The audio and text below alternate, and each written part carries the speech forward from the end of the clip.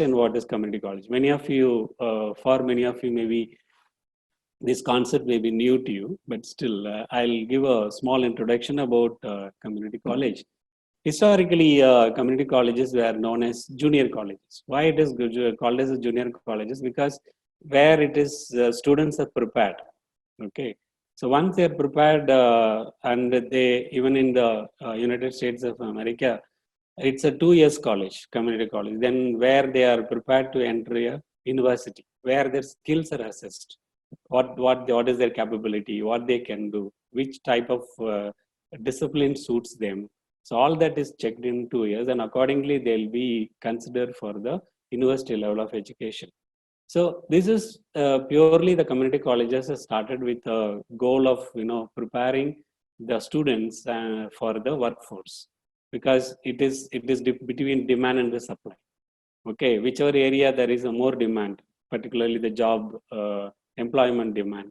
Accordingly, if you train the youth and the students, who particularly youth and the students who have completed the primary level or secondary level of schooling, and they could not be able to come for their normal stream of higher education, then this is the option. The community colleges are the greater options for them to even to enter into this system and even to qualify themselves and acquiring some skills, which is very much needed.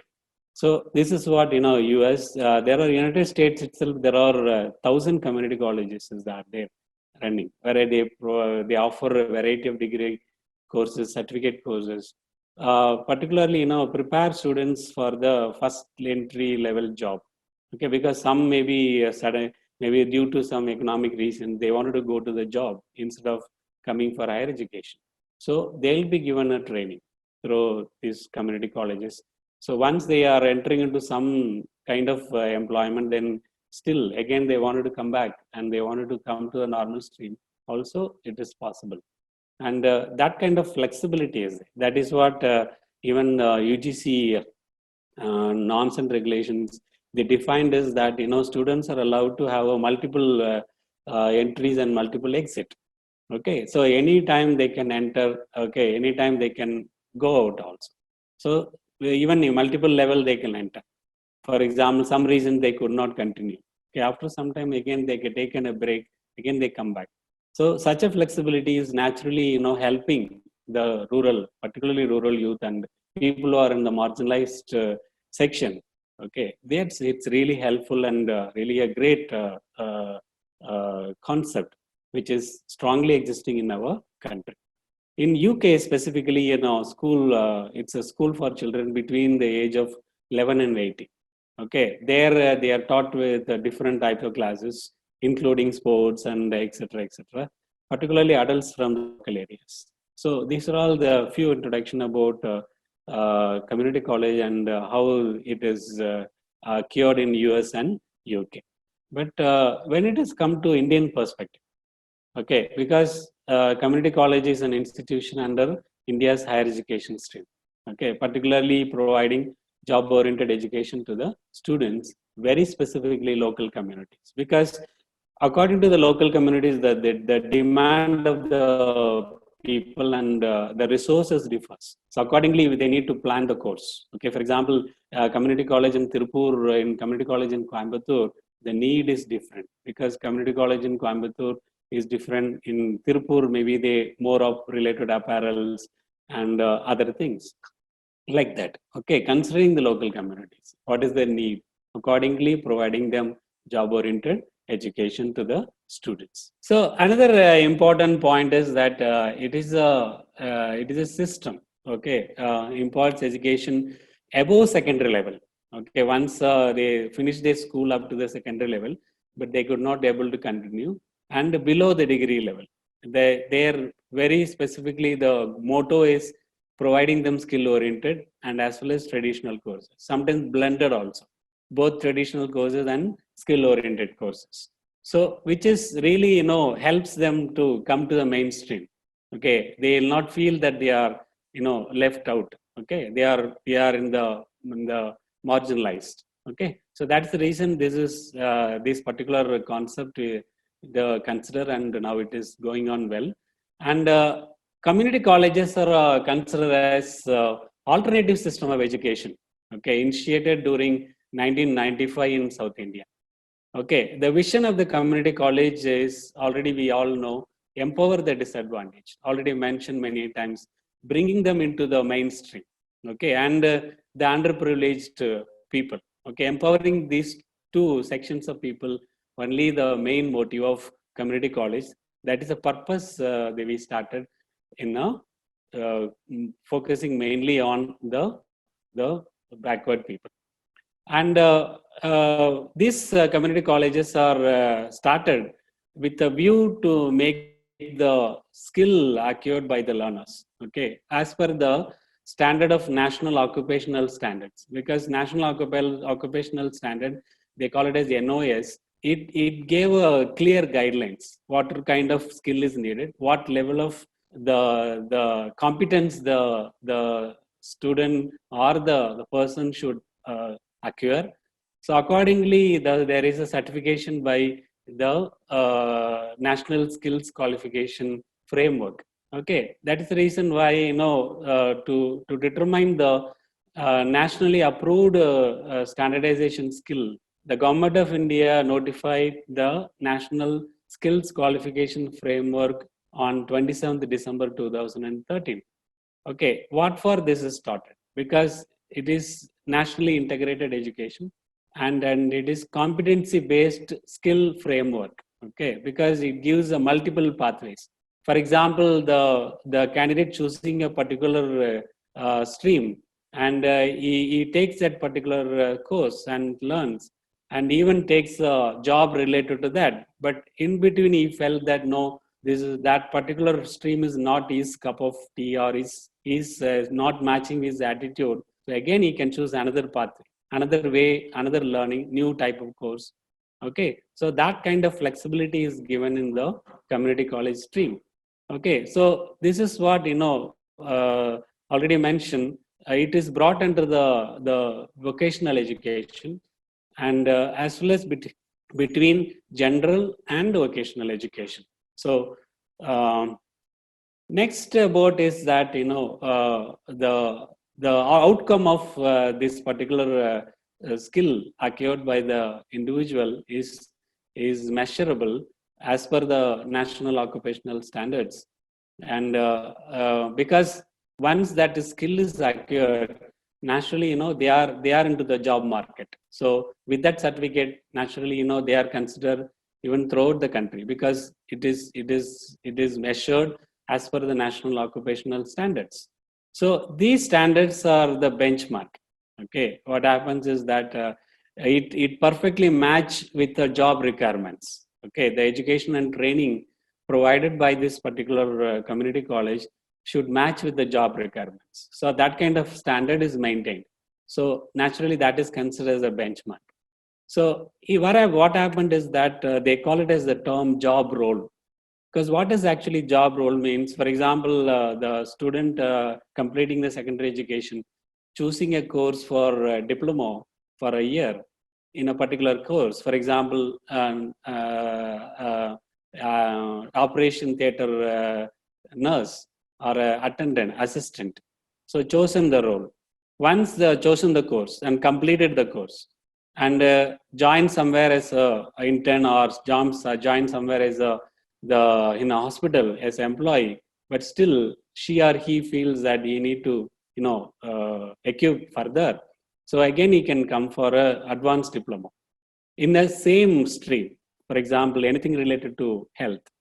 Okay, then after 2 years, if she or he wants to continue, and there is a 3-year course, third year, and it is termed as a BVoc. Okay, so this is what they call it as a job role. But once a job role is called as a qualification pack. Okay, because the 3 levels the particular candidate is trained accordingly, they get the hierarchy of job opportunities. So this is what about the community college perspective in our country. And coming to our esteemed university, Community College Consultancy Center, it is actually started with as a statutory institution, because named as Bardher University Community College Consultancy Center. This particular center is authorized to give approval to the new community colleges as per the framed norms by the university. The establishment of the community college should be preceded by an extensive analysis of the need and availability of the employment opportunities. Already mentioned, what is the requirement for the local area or local community. Accordingly, the courses are planned and that is approved by the university. And but that should match with the employment opportunities also. So when these two are perfectly matching, naturally, that helps the person who is undergoing this particular course will benefit better, higher. Okay, that is what it is, local area, and also of the social needs of the community. So the core idea of BU CC is campus outside the campus. Because, for example, institutions which you all esteemed administrators, you are running the institutions, many students are coming who can afford, they are coming to your institution and getting the wonderful education taught by highly learned faculties. But another section of people are, still they are waiting for their opportunity, but they can't afford to come to the regular stream of education because of their backwardness or because of their economic conditions. So when even healthcare also, people say that when people cannot reach healthcare, then healthcare should reach the people. So already our country is doing that very excellently. For example, health visitors, community health nurse, even primary health centers, sub-centers. So when people cannot come to the healthcare facility, even these facilities are reaching them. So same level, what is expected is that when people who are marginalized people, they can't come to the stream, come to the campus and learn. So the educationists and who are involved in a noble profession of teaching, we should reach them, at least help them at least to learn some skills. So this is what the core idea of formation of BU CC and CC, College Consultancy Center, which is a nodal center which is giving approval to the institutions. And why we are requested the president of Principal Association to for this session is to that everyone should aware about the center and what actually its functions, because we can combine three things. One is NSS, National Service Scheme, which every college you have a unit. Even few colleges have 2 units also. But many of your colleges are Unnat Bharat Abhiyan, member of Unnat Bharat Abhiyan.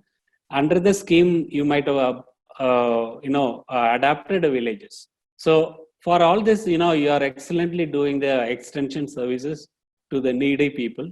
And along with that, I request and suggest you, if you go with this concept of community college, so already you have adapted a village, you know what actually people need, you know how many of youths are existing, what is their qualification, what skill they have. Already you might have done a wonderful survey. So what you can do is through registering the community college or signing MOE with the Bardher University to start a community college, you can help the rural youth or urban youth to learn new skill, so that they also can be come to the mainstream and they can better their livelihood.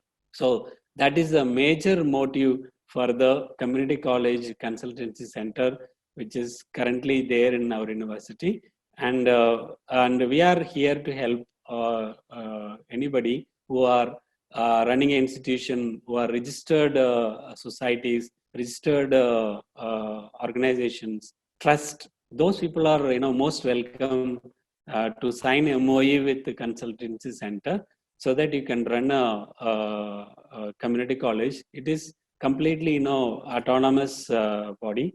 So that once you register a community college, you can decide a course, you can decide a evaluation process. So everything you can decide. So that is the flexibility of community college. And a very important point which we are all worried is that I'm sorry, sir, bit technical issue. This Bardher University Community College Consultancy Center have few objectives. Already, whatever I said, I brought under the objective, because these courses which you are offering it ensures accessibility, flexibility in curriculum, cost effective. Okay, because it provides equal opportunity to marginalized section of population, and because even it is making higher education relevant to the learner and the community. That is very important. It integrates with the relevant skills into the higher education system. Okay, and to provide skill-based education, even to the students currently pursuing higher education, even what all how it should be carried out, all that will be dealt by Dr. Sadasivam sir, and particularly helping them, the people to enter into the workforce at the earliest opportunity, because now there is a particular resource, particular opportunity. If they are trained in that area, naturally they get the opportunity to acquire the employment. And main aspect is that it should have a collaboration with industrial, commercial, and service sector, which is existing in local area and fulfilling the social needs and issues of local community. And my objective of another these community colleges to provide internship and job placement within the local areas. Okay, because it is depends on even to promote self-employment, small business development, and even declaration of competence and eligibility for employment. So because here the people who are studying, or students who are undergoing, are perfectly prepared, okay, for the job opportunities. And a very important part, this is the last part I'm going to deal. Okay, then I'll hand over the session to my learned colleague. How relevant this community college concept during current crisis? Because already when I started this presentation, I told you, we are in the crisis. But we as economically somehow well, so we could able to cross this without any hitches. But there are a large number of people are even they didn't get even good at least one meal a day, complete meal. Okay, so naturally in a period of time, psychologically they are down, economically they are down, socially they are isolated. So put all this together, the whole backward communities are in big struggle. So what happens is that this current pandemic overtook everything, all resources. So livelihoods are affected with no or minimum hope of recovery. Okay, but efforts taken by the central and state governments, what happens is they brought the spread of virus under control, but damage caused by this lockdown, okay, to the marginalized section of people is immense. We can measure it, okay, because people are, they become vulnerable. So major setback along with this, whatever said, socioeconomic, the lower section of people are faced are job loss and income loss. Okay, again, put them into difficult situation. And the important point is they have a fear about the future. So this community college concept is really, very good concept, which helps, to have a skills training. Through that, we can offer this skills training to the marginalized youth to increase the employability, considering this as a rehabilitative measure, because those people are worstly affected. Because we read in the newspaper, we saw in the television that the migrant employees are they all were, even some of them on the foot towards their state when they were struggling. They all were in the employment. So now they are displaced totally. So we need to rehabilitate them. How to rehabilitate is there are many ways. Government is taking measures. Even self-help groups are, NGOs are taking measures. Many welfare organizations are helping, but not enough, because we need to help them long term. how we can help, give them some training, skills training, okay, through this, the community college. Because these community colleges, non-profit concept, so that it is like a service to the community through a community college. If we rehabilitate them by giving them skills training, naturally, that will help them, okay, as per the local requirements. Certainly, that will bring them out of the struggle, and which will help them to even come out of this current crisis, and maybe they'll even move into the, the better life in the future. So with this, I'll concluding my part. I'll come back at the end for your questions. Thank you so much. I'll now hand over to the Dr. Sadasivam sir, who is the Deputy Coordinator of Community College Consultancy Center, Barer University. Thank you so much. I would like to thank our Honorable Vice Chancellor, Professor Kaliraj, and the organizers of Principals of Association, and other key members, and each and every one of you who is listening and seeing us. So in continuation of the earlier part, which is left by Professor Sambat Kumar, regarding an overview of community college, how it's functioning in the Western world like US, UK, and how in India the concept is evolved, especially how Bardiyar University is carrying out the community college thing. And I think he is nicely explained all the different things of the community college concepts, objectives, and so on. So here I am to tell you the curriculum, how it functions in the organized way.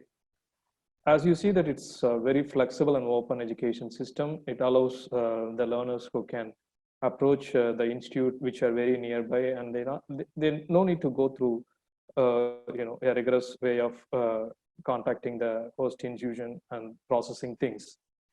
It's a very flexible format, I would like to say, and it's a synergistic relationship, which means that it could offer a triad of benefits to the community, the learners, job market, as well as the partnering institution. So the basic of curriculum is designed on 4 key skills, mainly life skills, work skills, internship with the nearby industries, and finally you have to prepare the person who is enrolling under the institution for the employment. So this is how the curriculum is designed. So you can come up with any sort of curriculum which could help the community people to come up in their life. As Professor Sambat said, it's mainly for the underprivileged people or the poor people, those who are living in urban, rural, and in fact even tribal areas.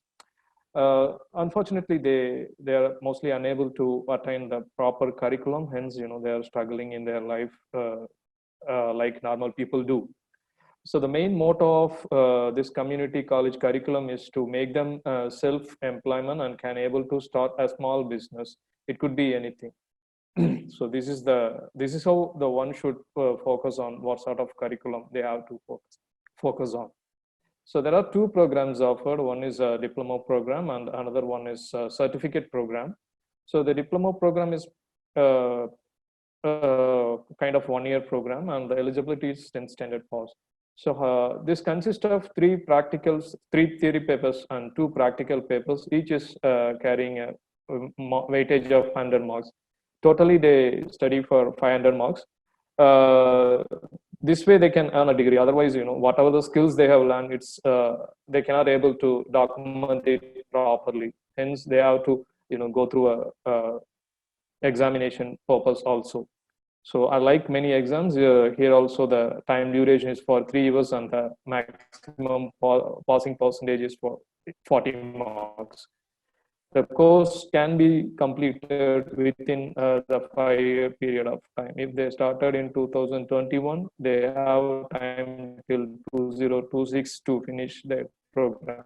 Another one is certificate, 2 theory papers and 2 practical papers. Once again, each is having a mark weightage of 100. Once again, the rest of the conditions are same. It's again for 3 hours. The maximum passing percentage is 40, and the course can be completed within 5 years. So except the duration and the one theory paper, there is not much difference between diploma and degree program. So I would like to brief you. There are some general guidelines and conditions which are placed under BU Community College Consultancy Center. So any organization can approach us, but they have to be registered under the act of government like Societies Act or the Companies Act or Trade Act or Trust Act. So the above said approved bodies can approach us to start this community college thing. For your knowledge, this CC should not be a part of your host institution or college, and it should be considered as a separate entity along with the host institution. So the following people like the institution organization can form a governing council or managing committee to monitor the activities of community college.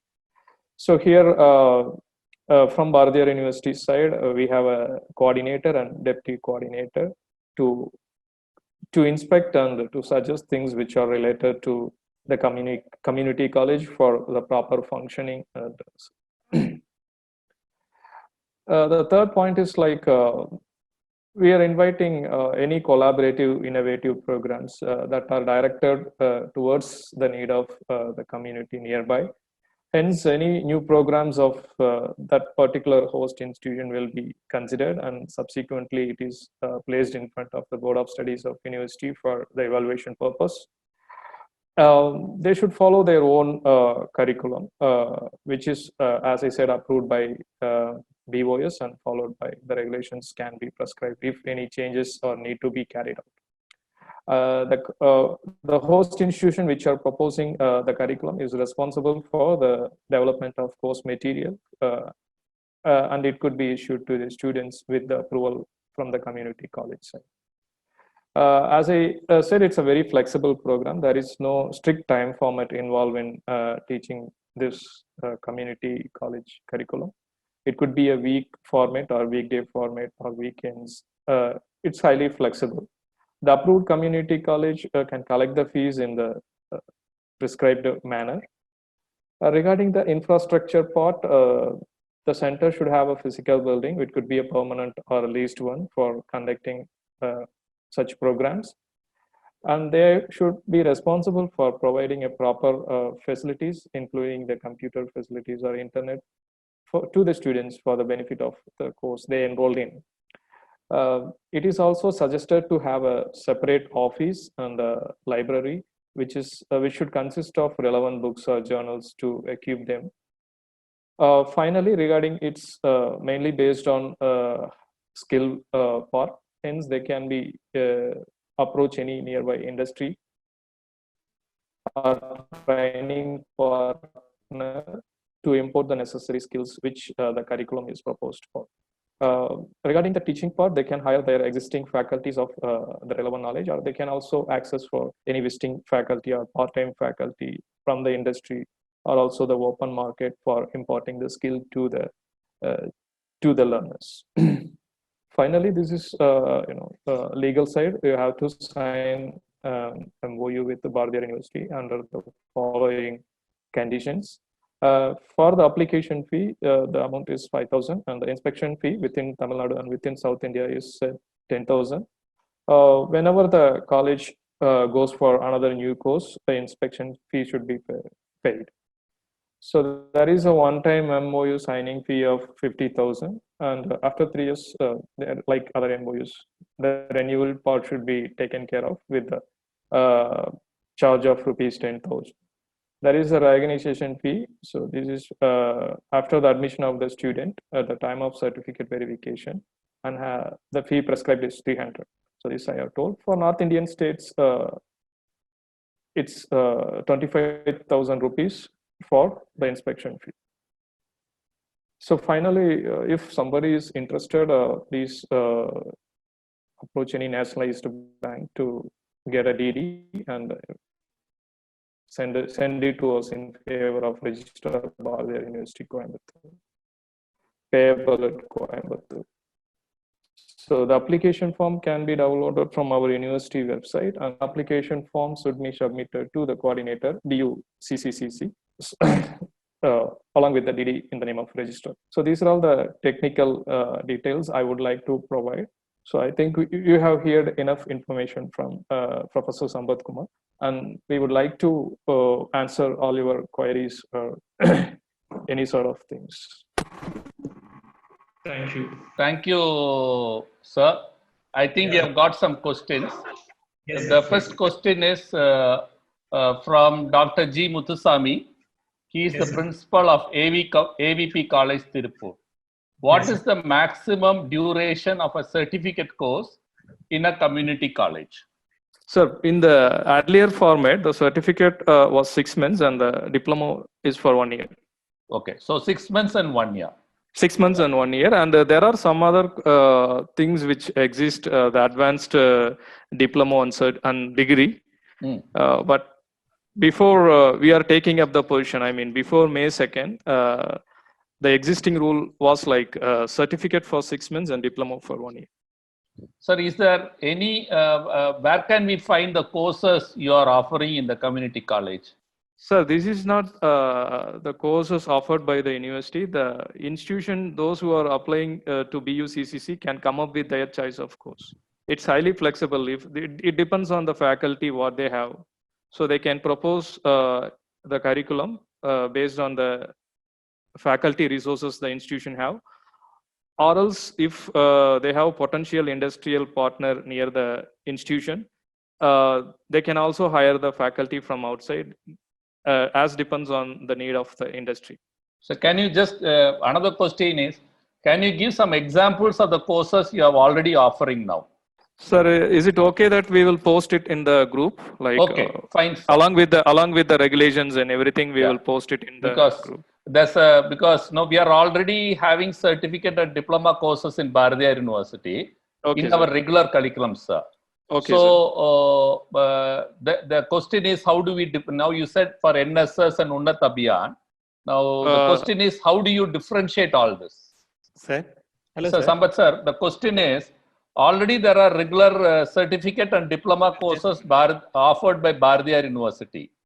Sir, now, what are the courses we can offer in community colleges? Because like example of those courses they're asking. Sir, example, sir. For example, in arts and science colleges, you can even start if you have a catering department, you can have a diploma in baking and confectionery. Okay. If you have a fashion designing, even you can have a diploma in apparel designing. No, but that is being offered already in Bharathiar University, no, sir. In the regular curriculum. That is for, that is the regular stream, sir. This is, you can plan what is the need of the local community, sir.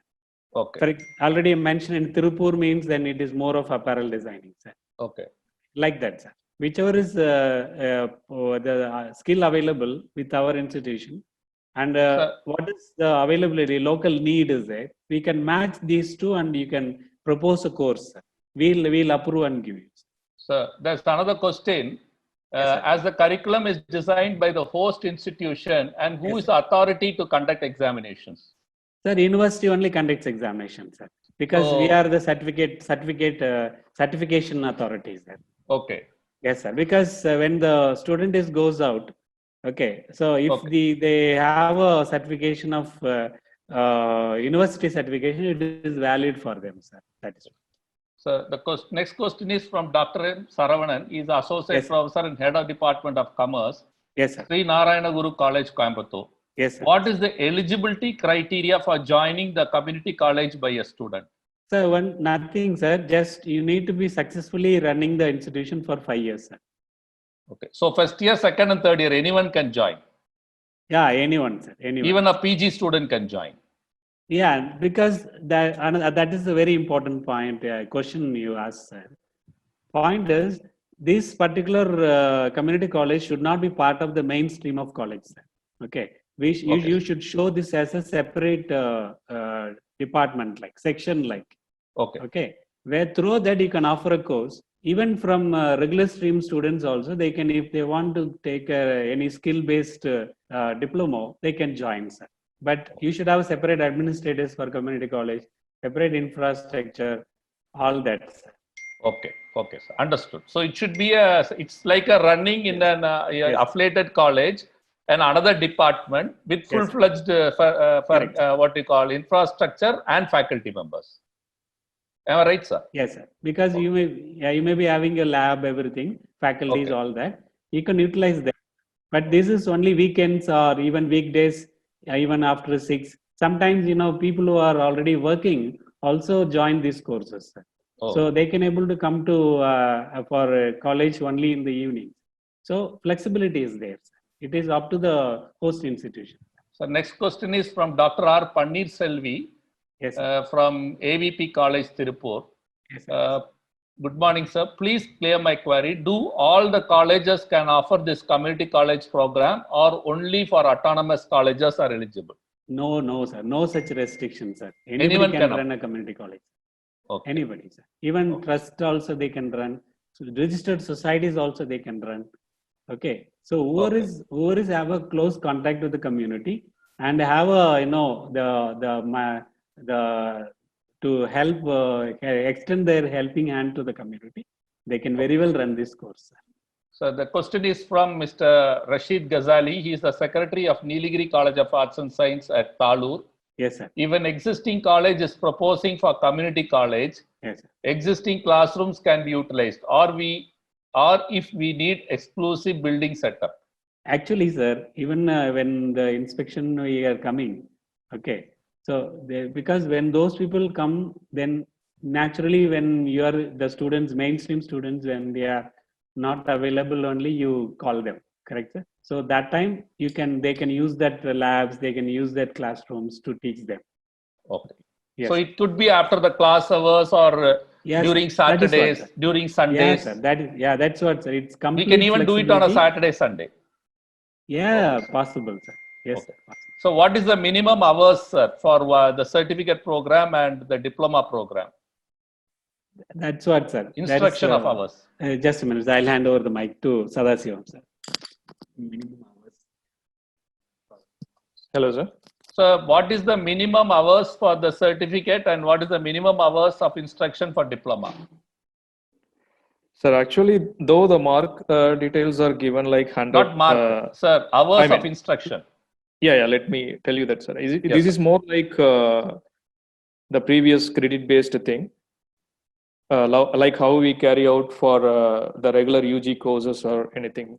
So the credits, but it's not so strict, or so it's not so mandatory that they have to go through this many hours. Okay, sir. So there is no minimum. So this is more like almost similar to that the how they handle it for UG students, the same credit and everything, but it's not that much structured or strict. Okay. Only thing is they have to instruct the content. The hours are kind of flexible. So this question is from Dr. AGV Narayanan. He Sure. is the principal of DJ College of Academy. Okay, sir. Sir, should it have a separate entity or a separate department? What is the difference between an entity and a department? I didn't get you, sir. This is like he's asking the difference between the entity and department. Exactly. So this is not the regular department, like, sir. They have to place this unit as a separate one. Like different administrative sections, this could be placed as a different entity. That is what I meant. So they can be placed the same. I mean, they can open the CC in their own campus, but just they have to label it as different. That's what I mean. They should have a la carte a separate building, office, and everything separate for CC functioning. Okay. I mean, it should not be integrated to any department. That's what it should be separate. It should be separate, but it could be placed in the same physical building. So that's one question. So that they can access the lab or faculties. I would request the participants when they give the questions to give the name of the college. Otherwise, I will not be asking this. I will not put up the question because the name alone will not be sufficient for us to put up the questions. So I request them to put their name, the designation where they are, the designation and the name of the college.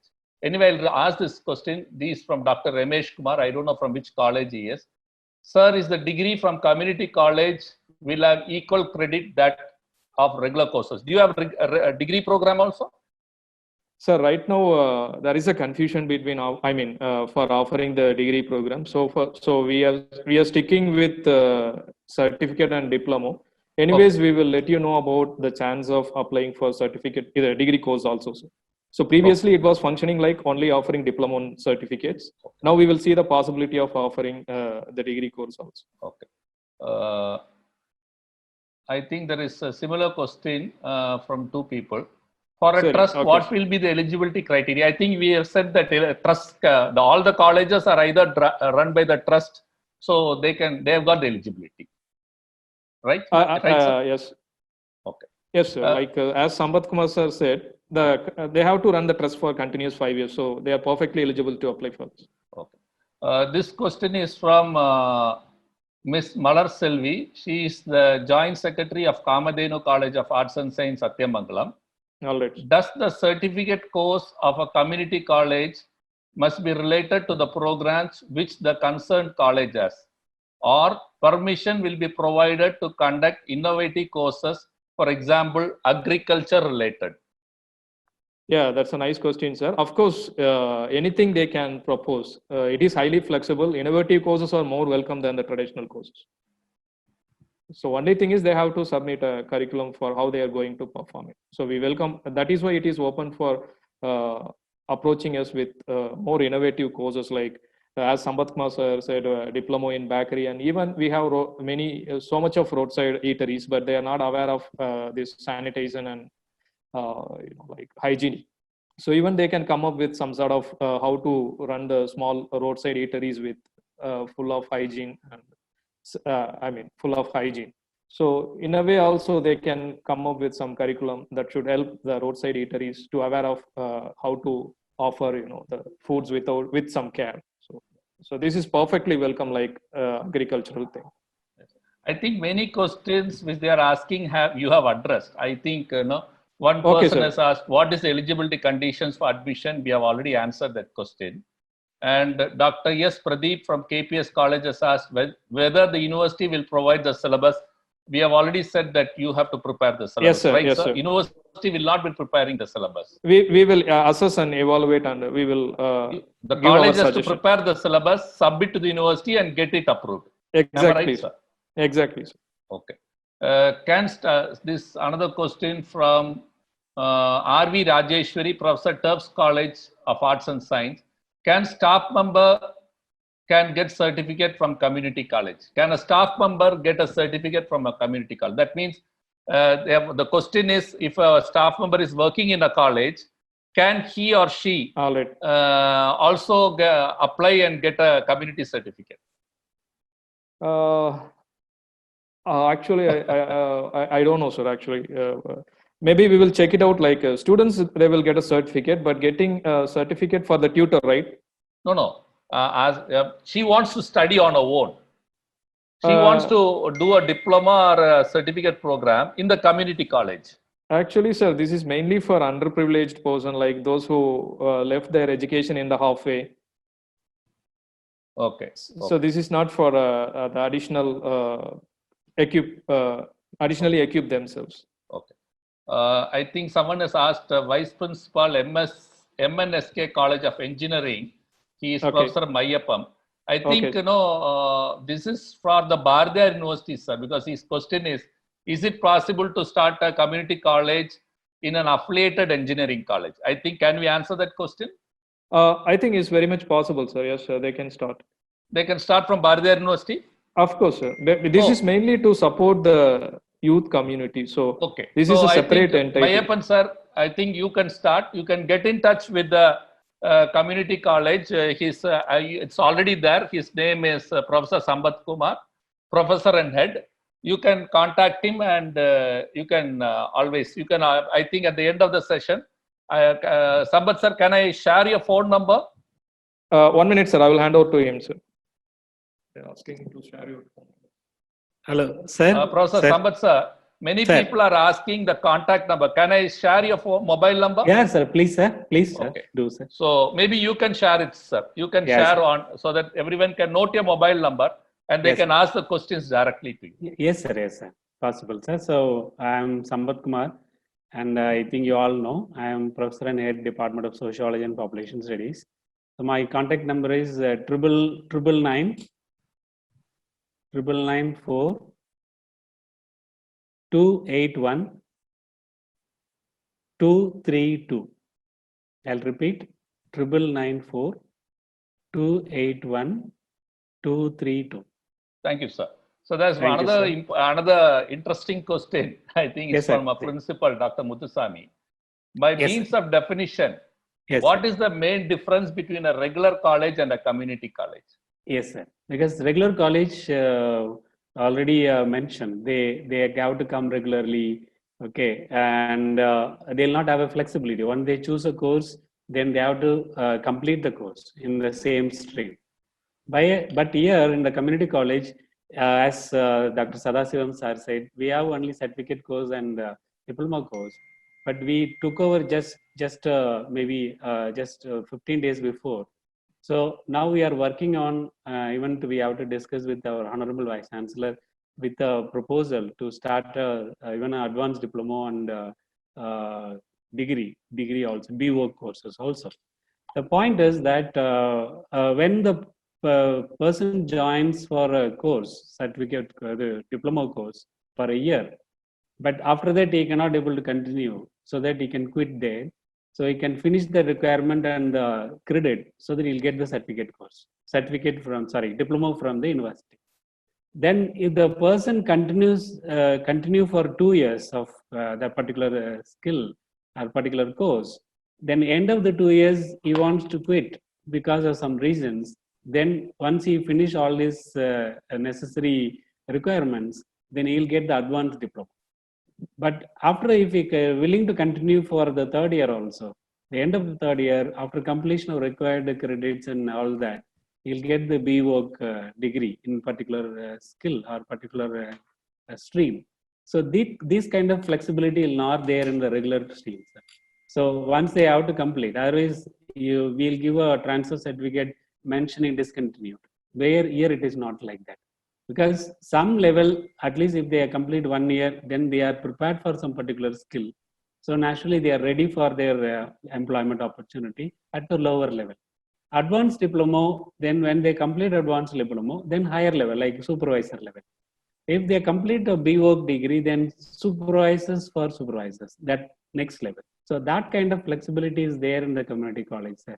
Another important is that there is attendance in the regular stream, but here no such things, sir. Because some may be working and they are coming and learning. Sometimes they may be working somewhere, maybe for a promotion or to enhance the skill, or someone just they were in the higher education for some time, they quit for some reason, they are at home, for example, housewives, okay, and the elderly. If they want to learn or they want to update their knowledge, they want to get some diploma, or they want to do some thinking of some self-employment or entrepreneur, they start an enterprise. So those people also, they can come and learn. That kind of flexibility is not there in regular streams, sir. That's Okay, a major difference, sir. So we'll quickly finish, sir. I think we are just Yes, sir. a few more questions. Yes, sir. What is the minimum student intake for a diploma or certificate program in your community college? Dr. Viveka DJ Academy for Managerial Science. Sir, what is the, sir? Sorry, sir. What is the minimum intake? Intake, sir? They're asking what is the There minimum and maximum there is no intake? limitation. There is no limitation, sir. No minimum and maximum intake. No, sir. No, sir. Any number you can take. Yeah. Infrastructure should support, sir. That is all. Okay, depending on the infrastructure. The infrastructure. Okay, Yes. Then this is Dr. S. Vijaya from Department of Carnatic Music, PSG College of Arts and Science. Yes, sir. Yes, Retired people can join diploma course in music, sir, if it is running under community college. Anybody, sir. But it is Even for if only underprivileged, no? No, not like that. That is what, sir. It is mainly started for underprivileged, sir. Okay. Skill based. If anybody wants to learn anything skill, they are not restricted. Okay.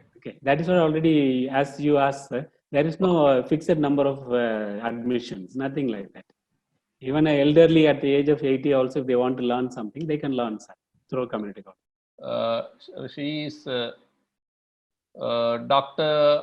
Chitra, yes, Chemistry Department of St. Joseph's College for Women, Tirupur. Yes, can a student join more than one certificate course at a time? That is what is already mentioned, sir. When the job role I mentioned, when the student is taking a particular course, particular diploma, even off the way, if she feels that it is not her, it's not depends upon her own attitude or her own interest, she can quit and she can join to the next, but cannot have a simultaneously two. Cannot. Thank you, sir. Thank you, sir. I think we Yes. have shared your mobile number. There are nearly more than 50 questions. So a lot sir, of people sir. are having a lot of queries. So maybe Yes, the sir, yes, participants can directly get in touch with you and Yes, yes. get the queries. Yeah. I'll give a Dr. Sadasivam sir's number also. Yeah, please, sir. So Please, that sir. anything related to the second part, they can contact him. Please, sir. He is Dr. Sadasivam, Associate Professor, Department of Extension and Career Guidance and Student Welfare. And his number is 7358595171. I'll repeat, sir. 7358595171. Yes. Thank you, sir. Thank you, sir. Dear participants, anyway, this is completely recorded. We will be uploading in the YouTube. Anyone has any clarifications, doubts, please contact the resource persons directly. Thank you, Sir Sambat sir and Dr. Sadasivan sir for taking this session. Thank you. We are now moving to the next session. Dr. R. Muralidharan, Principal, Ratnam College of Arts and Science, Coimbatore. He would be talking on the topic importance of online education and ICT tools. Yes. Over to Dr. R. Muralidharan. Good morning to all. So first of all, I thank our chairman, Ratnam Group of Institutions, Dr. Madan A. Sendil, Ratnam Group of Institutions, CEO, for giving this opportunity. And also I extend my thanks to the president and members of Association of Self-Financing Arts, Science and Management Colleges and Principals Welfare Cell for giving me the opportunity to act as a resource person in this webinar session. And today we are going to discuss about the importance of online education and its ICT tools. Okay, so just I'm sharing my screen. I know you are able to see my screen. So today's in this current scenario, so we are able to see that due to COVID-19, we are in a situation to handle our classes in online. So in this session, we are going to cover certain areas on how to make the session in lively and how to attract the students to be listening the session in an interactive way. So how to utilize the tools which are available in our in the existing thing that can be used for handling the online classes. So before going to the session, so we have to discuss certain the agenda. So what's the agenda we have today? So this is the agenda. So it's an introduction. So certain slides for the introduction, and we are going to cover and what are the qualities that make a teacher to be a good teacher. And the good teacher can able to attract the students. So that's why the good teacher is included in this slide. And we have transforming learning through technology is a technology, how we can adopt the technology and what are the things the teacher has to make to utilize the technology and handle the classes in an online. And the tools for the virtual classes, that is the online education, what are the tools available and how to make the teacher as well as the student to get their digital learning capacity. And finally, we have a question answer session.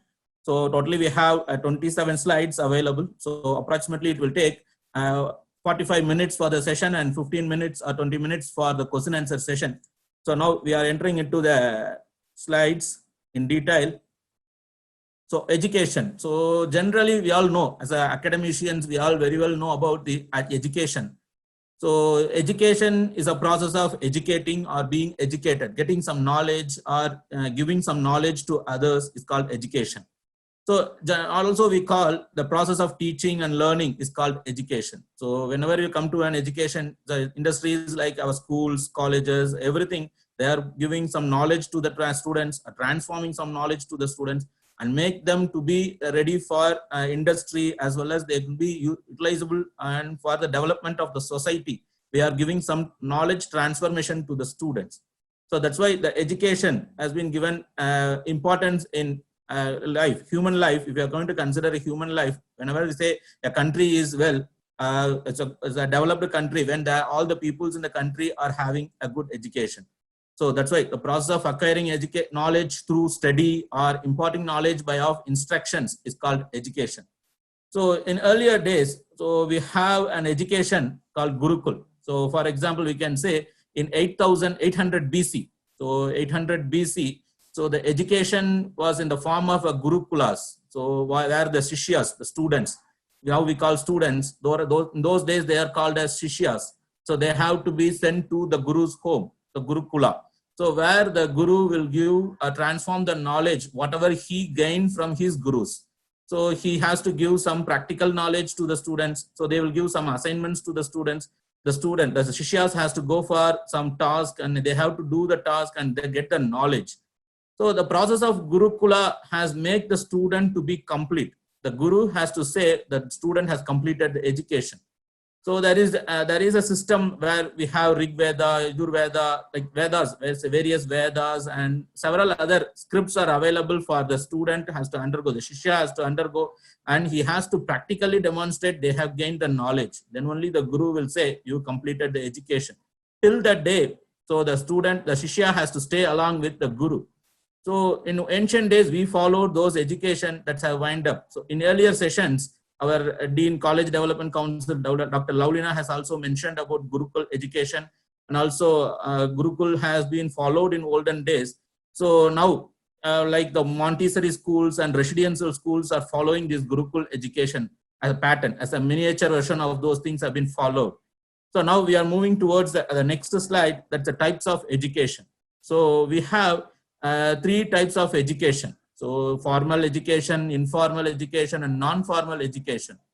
So what's a formal education? So it is a structured pattern. So where the syllabus has been framed either by the university or by the college, it depends.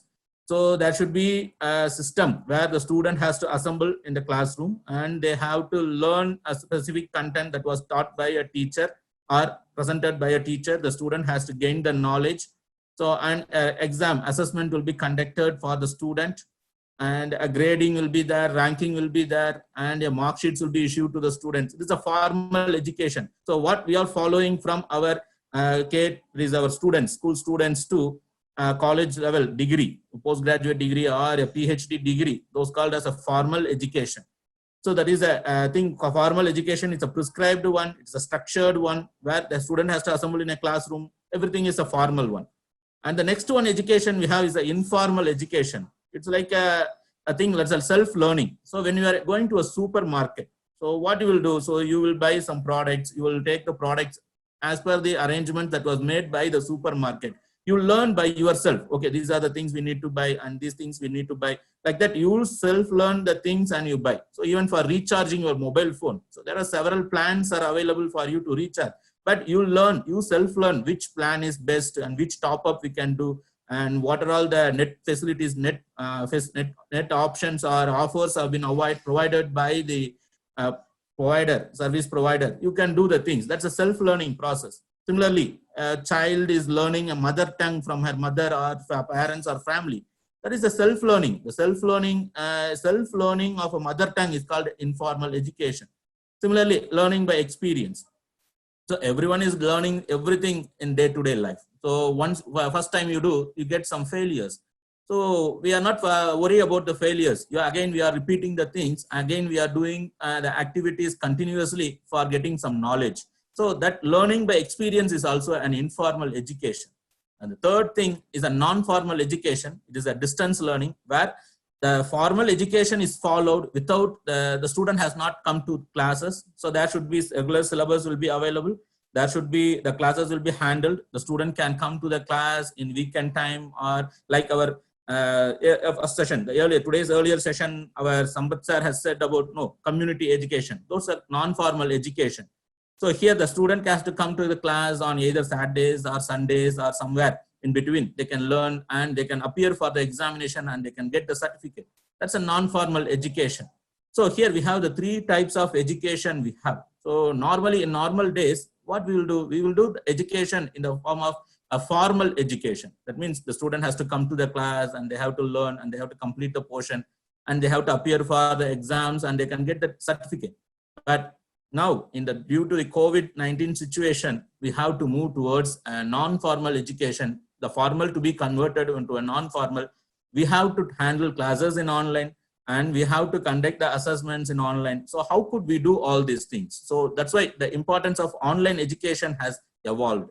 So due to these things, so before moving to the transforming to the technology, we can see certain points that can make a teacher to a good teacher. So when you are going to handle an online class, so the teacher should be more importantly mastering the subject in the sense, so the teacher has to handle the subject in well-versed, because the students are getting entire world in their hands. Since the internet is available, in the internet, the student can search a topic and know about the topic in well-versed. So once the teacher is going to handle a class, either in classroom or in online, the teacher has to be well-versed on the particular subject. Not only she is able to answer, or he or she may able to handle the subject and explain the subject and give examples and illustrations in an easier way. If they are not mastering the subject, so they have to face some difficulties. So similarly, the sense of time, it's very important. So sense of time in the sense, if a student raises a question, so she has to handle the question properly. At the same time, if she says time, I will answer the question in the next day, means she has to answer the question properly in the next session. Unless otherwise, she will lose the dignity among the students. The student will not respect her.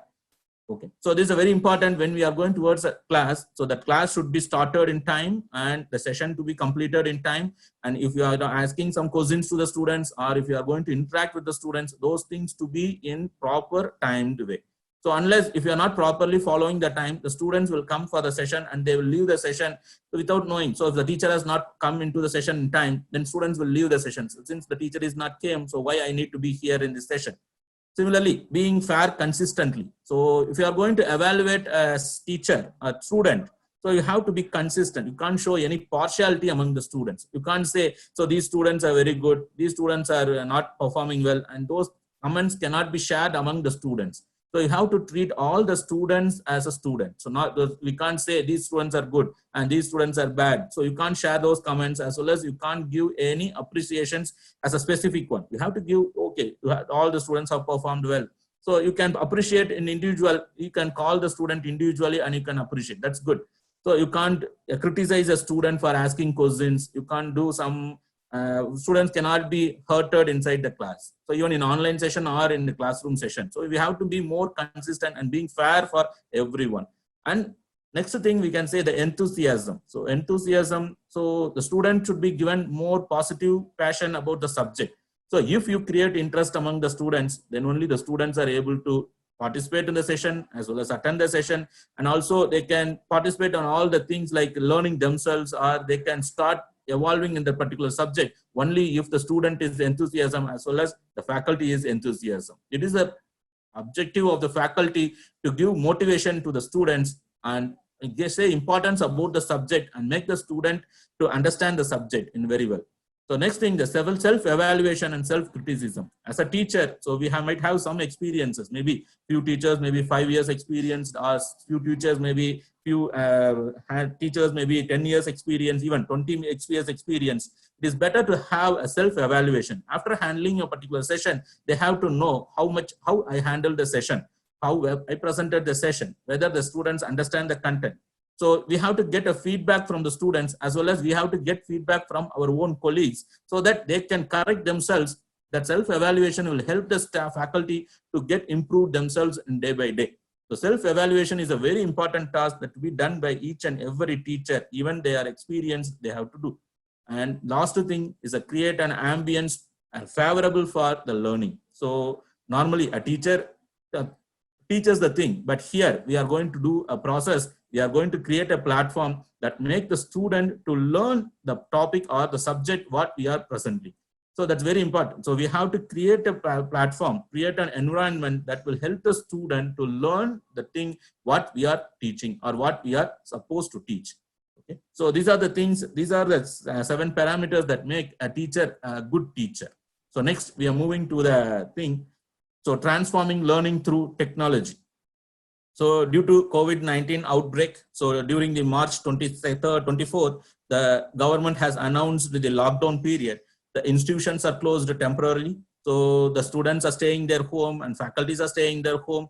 So what could we do? So here, the formal education can be done through online. So more like a non-formal way, how the distance educations are happening. So where the classes, the materials will be shared to the students. The student has to go through the material. If the student has any doubts, they can attend the weekend classes or let's contact the PCP classes, personal contact program.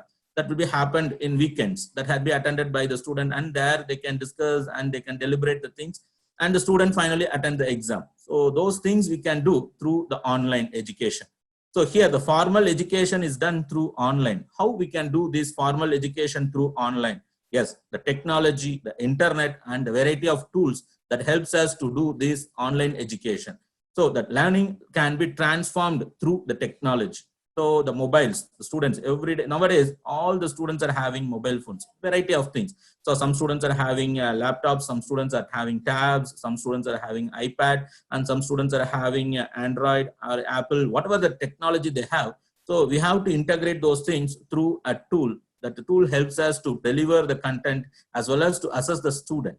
Then internet. So the internet is a common thing that is available in all over the world. Even in Tamil Nadu, we have a very good internet facility. Certain areas are not covered in internet. So that's a problem we have in online education. So we have to tackle the problem with alternate solutions. Okay, so these are the things that makes us to move towards online education process. So now, so when you are going towards transforming the learning through technology, so even when you are in classroom or anywhere in the world, that is an offline, that is online or offline, whatever the thing. So each learner is having a device, that is a mobile. So what the student are expecting is a personalization. So what the teacher has to do means they have to give concentration to each and every student. And the student is expecting, the learner is expecting, they need to participate and they need to interact and they need to collaborate with the class. So how could we achieve these things? So the student, the teacher has to address each and every issues of the student. They have to clarify the doubts of each and every student, and they have to interact with the students, and the student has to participate and they have to discuss among their friends as well as to the classmates, as well as to interact with other faculty members. So how could we do all these things? So those things can be done through a learning management system, LMS. So I myself has shown 3 LMS here. In this presentation, we can see 3 LMS. So one is a MS Team, another one is a Google Classroom, another one is a Moodle. Apart from this, we have several other platforms available. So these 3 platforms are open source. So anyone can download and anyone can implement in their own institution. That's why I have chosen these 3 learning management systems. Apart from these, there are some proprietary systems available. So just we are going to cover only MS Team, Google Classroom, Moodle in this session. So I'm not going deeper into this, just I'm giving the outline and what are the facilities available in this and how to handle an effective session in the next sessions, in the coming slides. Okay, so generally we have the video class like what we do now in Zoom. So similarly, some other tools like GoToMeeting is available, WebEx and free conference call. So those tools help us to enable the video class. That means the teacher can stay in their home and they can present the content, and the student can stay in their home and they can listen the content. So that will be happen in only these kind of tools like Zoom, GoToMeeting, WebEx, free conference call. So many tools are available like this, but these could not provide the complete feel of education. Why I'm saying this? So if you are going to handle a class like this, so if you are after completing the session, so how could we know whether the student understand these things?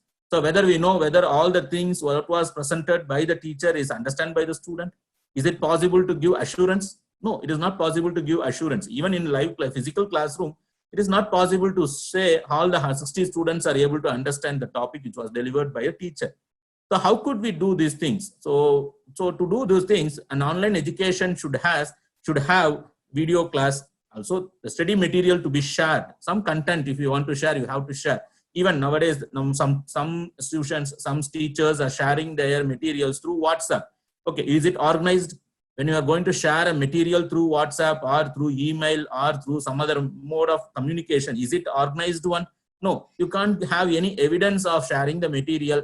If the student has particular doubt on a particular material, how could you ask? If the student clears the WhatsApp, what happens? If the student lost the mobile, what happens to the material shared? So it is lost. Okay, so it depends on the particular student's ability. So we have to have a platform that comprises of all the things like material sharing, conducting quiz, assignment giving to the students, and feedback obtaining both the way. So the teacher has to get the feedback from the student. Also, the teacher has to give the feedback to the student. So both the things to be happen. Similarly, the communication.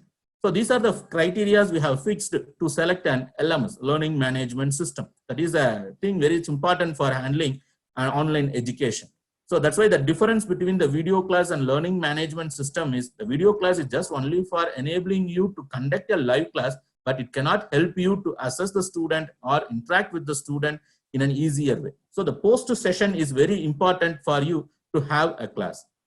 Now we can see the things that is they make the teacher to be ready for online education. So these are the 5 points that helps a teacher to be more vibrant in handling the online classes. So how to implement a learning and effective teaching through online resources. Okay, so you have the first important thing we are saying is engage with your learners online. So always you have to make attention of the learners. So if you are going to give a content that is not interesting to the student, if the student dislikes the content or he was not properly engaged, the student will leave the session, or otherwise he can open the session and he can do some other work, or he can watch movie in his home, or he can play with someone. The session will be living. So what we have to do means we have to engage with the learners by using different types of tools, or you can have some interactive quizzes, or you can get feedback from the students whether you understand or not. In classroom, we are able to manage the students, we are able to engage the students because we can have eye contact with the student. But in your online classrooms, you are not able to see all the 60 students' faces or 60 students' eyes. It's very difficult. No? So for that, you have to do some engagement with a supportive learning environment you have to create. So you have to use a mix of learning tools. So mix of learning tools in the sense, so for example, so in this session, there is no other way for me to show the screen as a slide share. I have done a slide share. Even instead of using slide share, you can open up for a programming language. If you are handling some programming language, or if you are handling some other biology classes or biostatistics classes, or if you are handling some accounts problems, you can open up a whiteboard and you can draw a proper picture, or you can draw a diagram, you can explain them. You can ask one of the students to draw the diagram or complete the diagram. So then automatically the participation is happening. So once the students are able to participate, they will not leave the session. So similarly, you have to go provide feedback. You can ask the students to give some feedback, whether they understand the process. You can ask some quiz. Okay, what you learned about so far. So if you're having 30-minute session or 1 hour session, after 10 minutes, you can ask one question. So then students will answer for the question. Then you can continue the session for the rest of the session. So like that, you can have some interaction within the session. Then only your online class will be effective. Next, the last one, you have to make your content which is most accessible to your mobile. So making e-learning content which is accessible as well as supporting to the mobile platform. So if you are going to create a content that is of 100 MB PPT, you are going to prepare a PPT that is of 100 MB, then the student is not able to download the content in mobile and access. Instead of that, you can split the PPT into 10 or 12, then you can share. Then automatically each PPT will be of 10 MB, then the student will be easily access the content. If you are sharing a video content, then you can split the video into multiple segments and you can share. If you are going to prepare content which is PDF, you can reduce the size and you can share. So that's why we can make the student to be more engaged and the content to be accessible. So that's the thing about the implementation guideline or tips for the teacher on learning and effective teaching through the online resources. So the next we can see the certain tools. So I have already said 3 tools we are going to assume in this session. So one is the Microsoft Teams. So in Ratnam College of Arts and Science, we are using Microsoft Teams for past 3 years for administration. And now during the COVID situation, from March 22nd onwards, we started to handle classes in Teams, and continuously we are handling in Teams, and we have conducted our internal assessments and some exams are being conducted in Teams.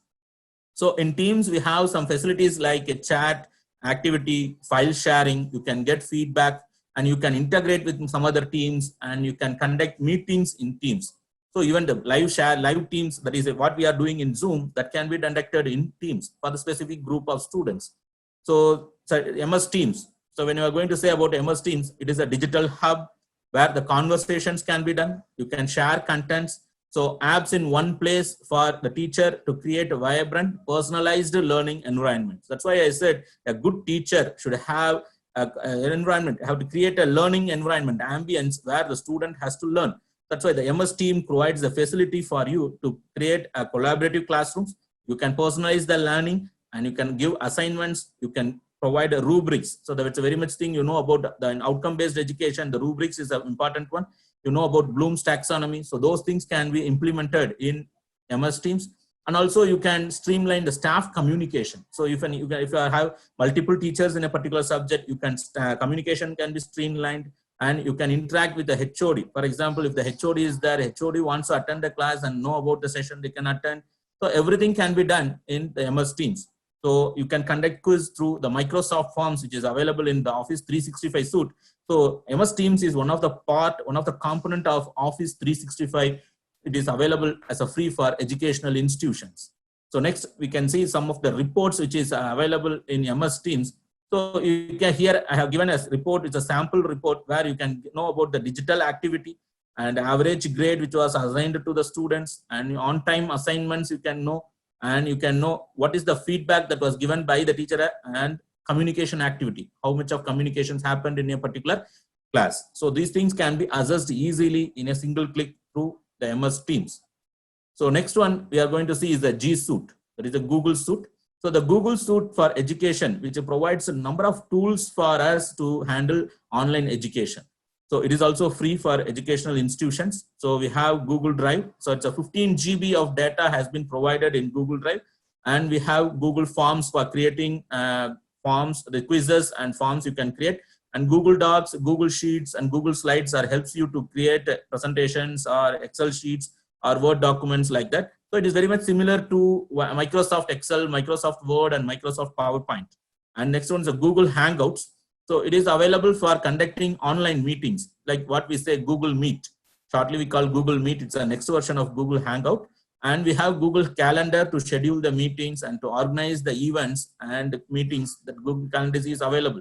And Gmail. So Gmail is a communication platform. It's a mail platform. Already everyone knows the Gmail account. Everyone knows about Gmail. So I'm living. So this is a G Suite. This is also a digital hub and a collaboration tool. So you can conduct live sessions through the Hangout. Now it is called Google Meet. And you can share the materials through the Google Drive. And you can conduct assignment through the Classroom. So Classroom is one of the options which is available in Google. That is, even in your mail itself, you can create a classroom. You can ask your students to join into your classroom and you can conduct. But it is a limited one. If you are going towards a G Suite, it has an elaborated version. You can get more reports in Google G Suite. And Google Drive, you can share and you can get the assignments and you can create a quiz through Google Forms. In Microsoft, you can get through Microsoft Forms. Here in Google, you can get through Google Forms. And you can conduct survey and poll through Google Forms. And you can get the feedback to the learner. You can give feedback to the learner for each and every assignments and each and every questions they have attended in the quiz or in assignment. And finally, the grade sheet.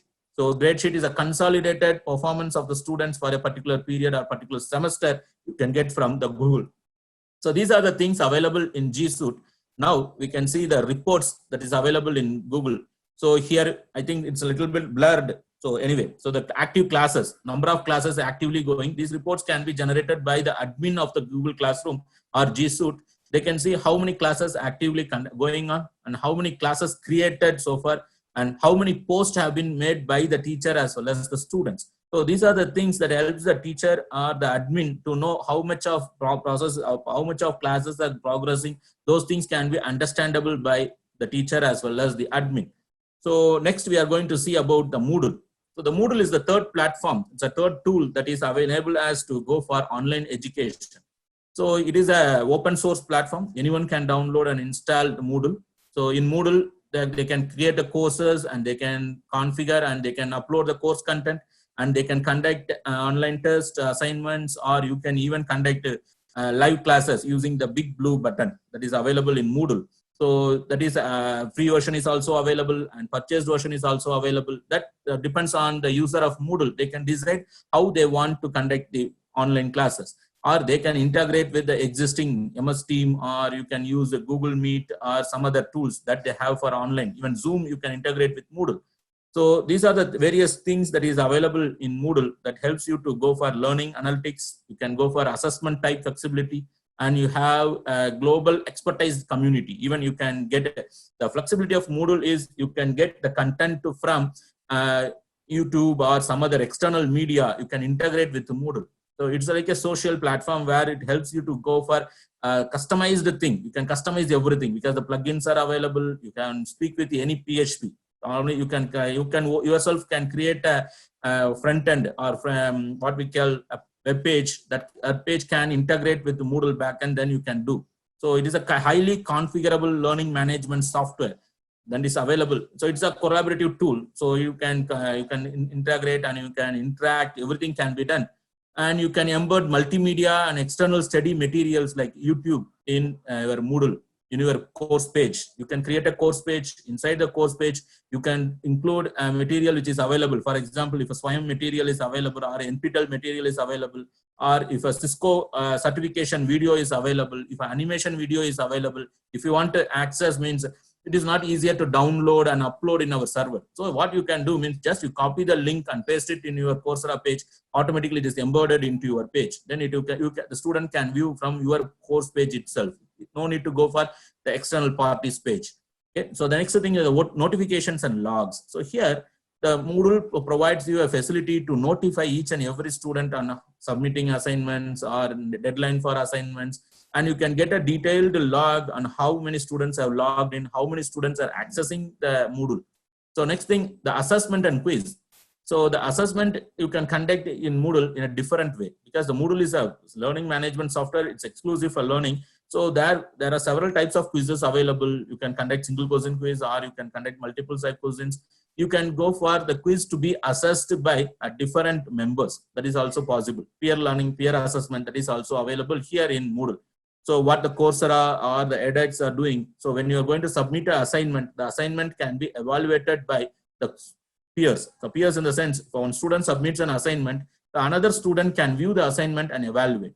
So without knowing who submitted, without knowing whose assignment it is, that possibility is available in Moodle. So next one is the feedback. So you can get feedback from the students. Also, you can provide feedback to the students. So outcomes and rubrics. So most of the academicians are well known about the outcomes and rubrics. So it is one of the part of outcome-based education. So where we have to define outcomes for each course. After the end of the course, we have to know how to assess the outcome. So those assessment can be done in the outcomes and rubrics.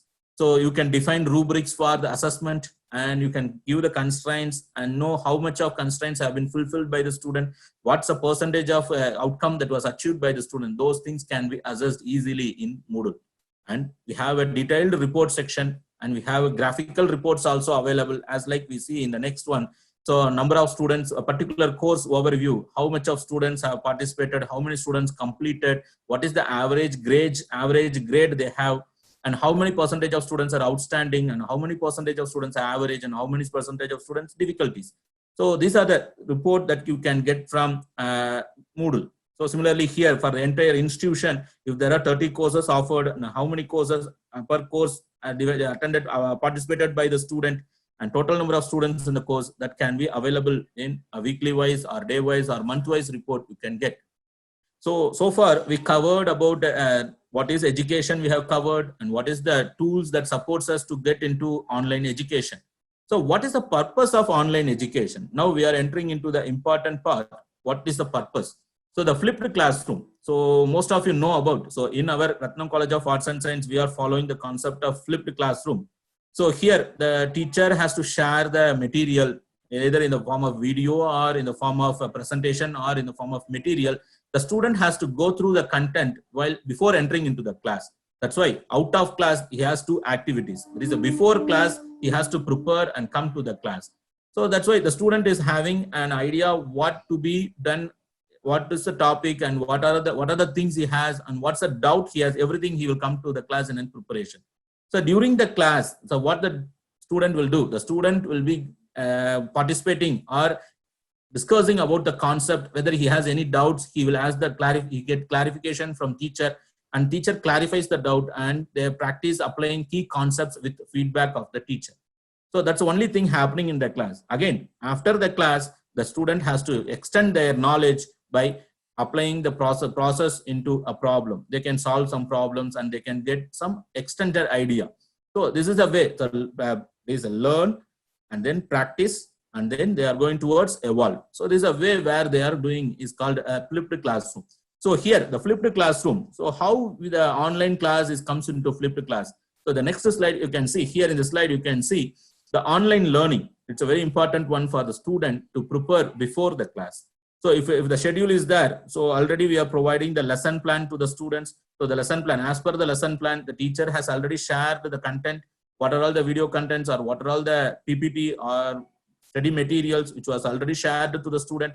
The student will prepare in their home and they will come for the class in a pre-knowledge.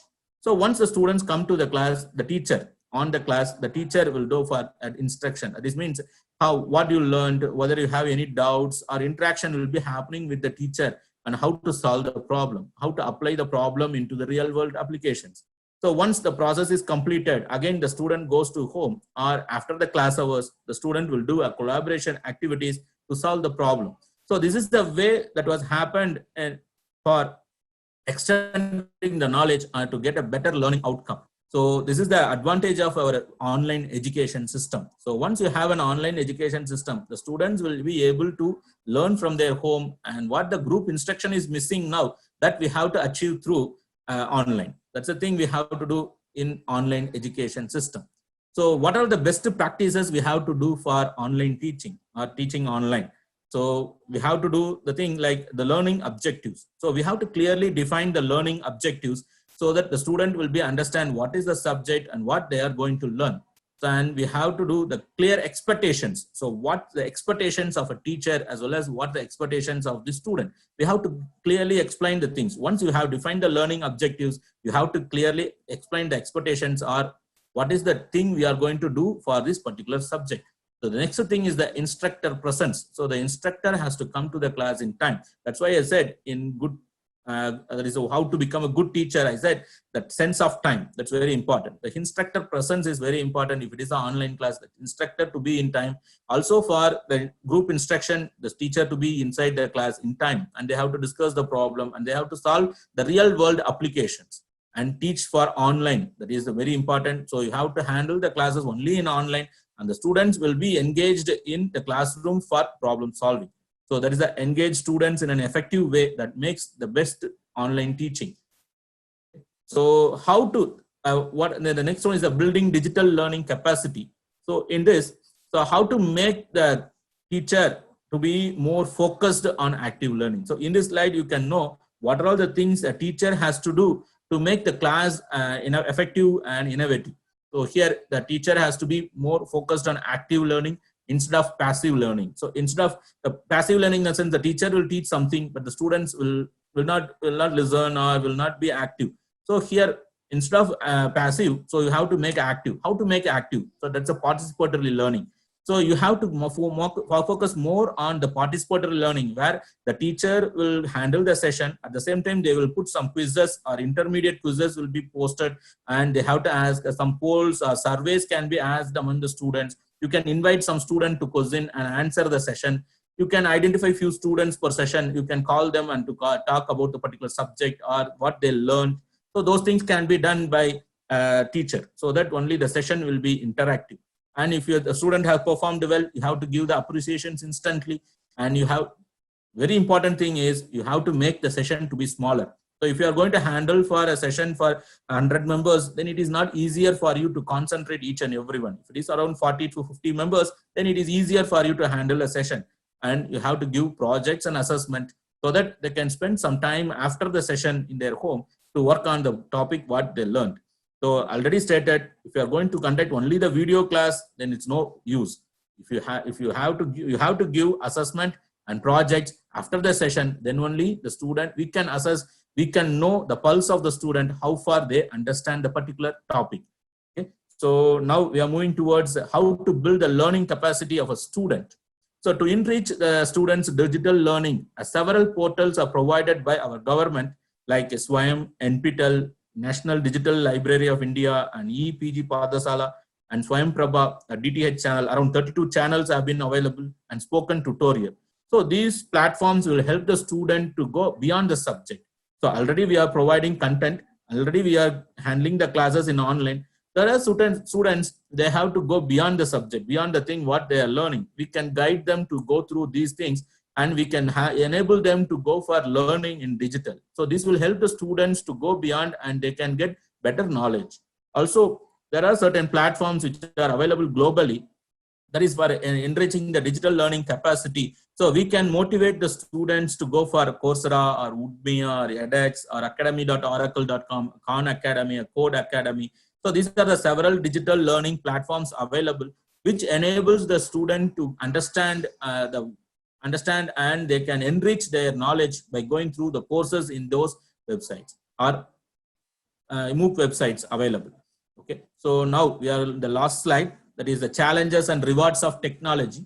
So the mobile devices, so it's one of the challenge we have. So variety of devices available. So not all the students are having the internet facility. Maybe some students are residing in a remote area. They are not able to access the internet. For that, the teacher has to identify an alternate solution for handling their students or engaging the students. That will be the toughest task for the teacher. And the mobile devices variation is also a difficulty. So for example, certain students might have a lower end version, so they are not able to access the device or not access the content of the teacher what they shared. They're not able to install the app that is available for the LMS. So that those challenges we have. But the advantages, what we can say, the rewards to the teacher is a track performance.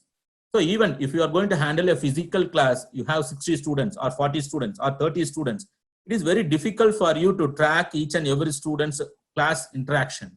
So for example, after handling a particular topic, you are going to raise 10 questions. So each student will give some answers. So it is very difficult for you to track performance of each and every class. So how many students have scored how much mark in each session? It's very difficult if it is a physical classroom. But in online classroom, you have quiz, you have assignment. So the quiz can be tracked by the system. Then it is easier for the teacher to know who is performing well and who is not performing well, who is moderate. That can be known easily by the teacher, so that the teacher can give personal attention to the student and give motivation to the student to participate well. Similarly, the feedback is one of the mechanism. So in earlier, so we are collecting a feedback. So everything we are following in real-time classes, what we do before COVID or what we can't do in online, that we are doing in earlier. We are getting assignments, we are conducting quizzes, we are conducting exams. So in exams, we are giving, after evaluating the answer script, we go to the class and we share the answer script. And generally we say the feedback to the students. Okay, these are the questions you performed well, you have to improve. These are the questions you have to concentrate more. The formula you will miss. Like that, we give the feedback. But the student will forget the feedback, as well as the teacher will forget the feedback after 1 month. At the end of the semester, if the student wants to know what the feedback the teacher has given, so here in the online module, online platform, the teacher, once they give the feedback, it is registered. The student can access the feedback at any time. That's one of the advantage we have in the system. So the next thing is a collaboration with the group. So here, so if we are going to create a team inside the class, if you are going to access them, so the students' interaction will happen only inside the class. The physical presence is only helping the students to interact. But when you are going towards the online, like tools like a Google Classroom or MS Team or Moodle, where the group can be interacting with even offline. So we can say the chat, WhatsApp is available, or we can have some other tools to interact. Those tools are not organized, that is not connected with your subject content or subject topic. If you have a topic, the topic will be all the communication that is happening with the topic is organized as a separate one. Then after a long time, even if a student has missed the session, they can come and interact. They can come and learn what's happened, what are the questions raised by the teacher, as well as what are the questions answered by the students and what's the comments by the teacher. Those things are learned by the student. So here, the advantage of the online education, we can say, so in a real life, in a real time, if you are handling a physical class, if a student misses a particular session, so he lost. So what he has to do means he has to come back and learn from one of his friends, or he has to go to the teacher's cabin. The teacher has to shortly explain what we learned so far, or he can handle a little bit of the session, what they handled detailed in classroom. So that's the thing happening in real physical classes. But when you are coming to an online education, there is a provision. We can record the entire session and we can keep in an archive. So the student, if a student misses the session, he can go to the archive and he can view the session even line by track by track. We can learn, and he can able to understand what's the thing he's going to learn in the next class. So this is an excellent way of having a session when you are going to do in online. So I think, so now I completed. So if you have any questions, so you can ask. So you can place your questions in the question answer facility available in the Zoom app. Thank you, Professor Sir. Thank you very much for your wonderful presentation. I think you have dealt in detail about online education, especially during this period. Many of our faculty members are confused on what platforms they should use, and we had a very good presentation. Participants, we will be uploading the today's program in the YouTube by around 4 o'clock, 5 o'clock. You have to go to the YouTube and type ASFASM. You can also see the old presentations which was done by earlier professors. Sir, I would just like to take the first question from Dr. Nazima, Principal, Michael Job College of Arts and Science. The challenge of online education is that the teachers who are taking the classes are assessed by all persons at home, that is, of the student. They expect the teacher to be proficient in communication with a great subject content. How are we going to face the challenge, which will talk ultimately about the quality of the institution? It's absolutely true, sir. So whenever we are going towards handling the online class, so the teacher should be proficient as well as good in communication. So that institution, if the teacher is not properly handling the session, then automatically it will spoil the quality name of the institution, as well as it will lose the quality of the institution.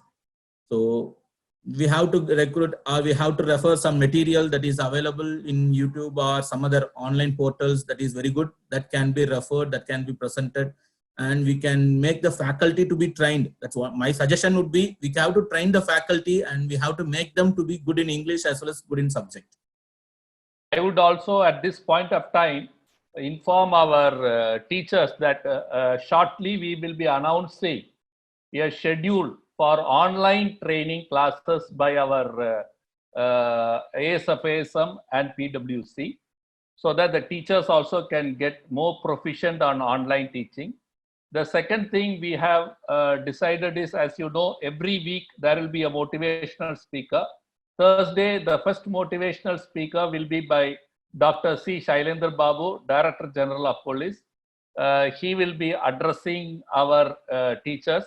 As the entries are limited, I request all the participants to come on time, so that after the numbers is over, you will not be able to get into the system. Third thing is, we are also planning to conduct subject-wise webinar sessions. Subject-wise. So we are working on it. So for example, commerce, computer science, management, English, biotechnology, electronics, catering science and hotel management, visual communication, etc. So we will call speakers, renowned speakers, not only within our university, but also outside the university. We are already started that process. So we should be starting that process also shortly. Why I'm telling all this is so that you can all spread this information. That every week there will be a motivational speaker. This week you have got Dr. C. Shailendra Babu. And then subject-wise, we will be having programs, and also on effective online teaching. Today's class was wonderful. So something like this we would be having shortly. As you all know, the lockdown has been extended. Even though in Coimbatore district, there is a lot of restrictions are lifted. People can travel, colleges, faculties are coming, principals are going to the colleges. In Coimbatore district, Erode district, especially affiliated colleges to Bharathiar University is not having an issue. So we would make use of this period and also equip our faculty more. The second question is, Yes, how sir. this online mode of classes be effective? It's a very, I don't know. So, It's a when you are going to handle the online mode of class in a way what we are following in our institution. So conducting a class, and then we have to give assignments, and then we have to give some projects to the students post class. So we can evaluate the project immediately before the next session of the class. Then automatically the online mode of class will be effective because the students are continuously engaged. So once a student submits an assignment, the teacher has to evaluate the assignment and they have to give the feedback before the next session. Then automatically the students will know what the feedback they are going to receive today and how we are going to improve our presentation or the assignment. Everything they will understand and they will improve. So the participation of the students, engaging the students is only the success of the effectiveness of the online class. correctly said. As the principal has correctly said, many of our teachers, what we are doing is we are just doing a webinar session or a video session, and at the end of the session we just close the system and move away. As sir has rightly said, at every session there should be a feedback. You should assess the student, and if that happens, I think things will start moving in better direction.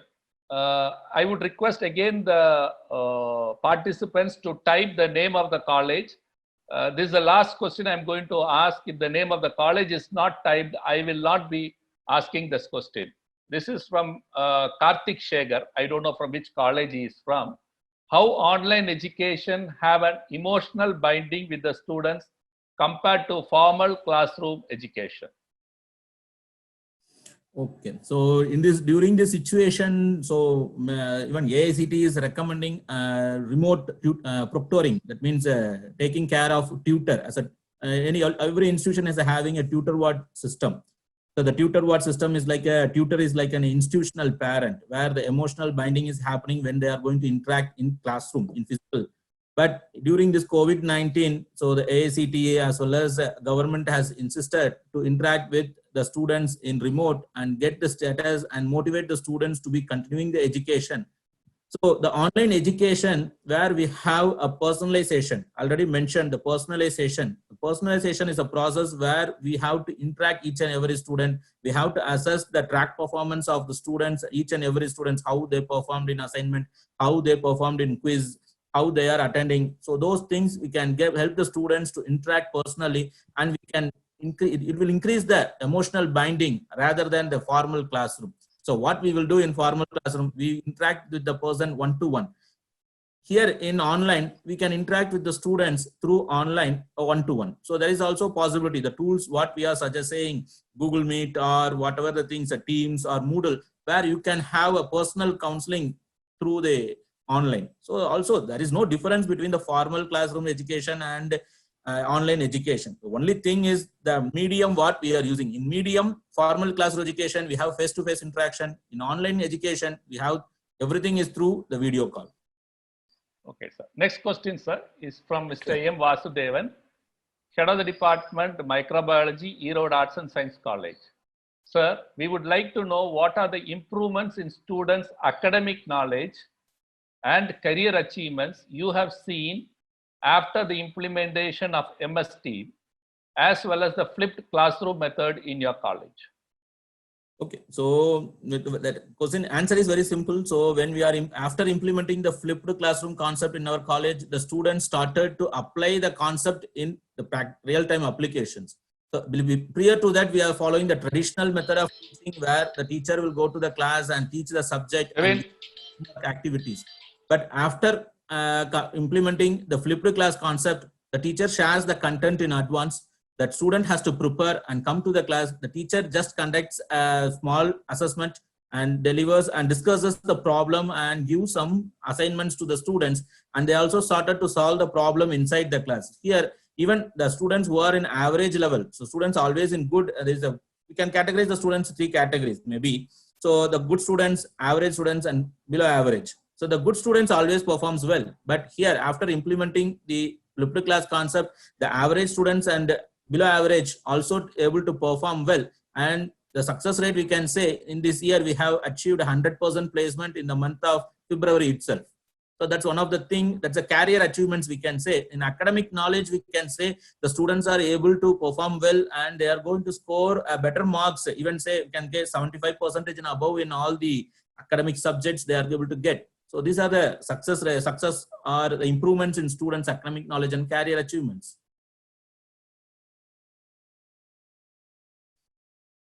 Sir, please unmute and speak, sir. The next question is from Dr. V. Ramachandran, Saraswati Tyagaraja College, Pollachi. How would you rate the effectiveness of virtual classes against the teaching in classroom environment? Okay, so sir, my last slide, that is the challenges and rewards, I clearly mentioned. So what things we can do in the real-time class. So in real-time class, so we can't measure the effectiveness of each and every student's performance. For example, if I'm going to conduct a class on C++, especially on structure, I ask some questions to the students, they will respond. They anonymously respond. I can't register all their names and I'm not able to record their marks. I can't record their names who answered correctly. But when I'm going towards online, that is a virtual class, so I'm able to post the quiz. So the quiz will be attended by the students. The system will manage all that performance, effectiveness of the virtual class. So my concern will be the online class will be more effective than virtual class. So there is no replacement for the classroom environment. The classroom environment is to be followed for better understanding and better learning. But the effectiveness of virtual class is higher than the classroom environment.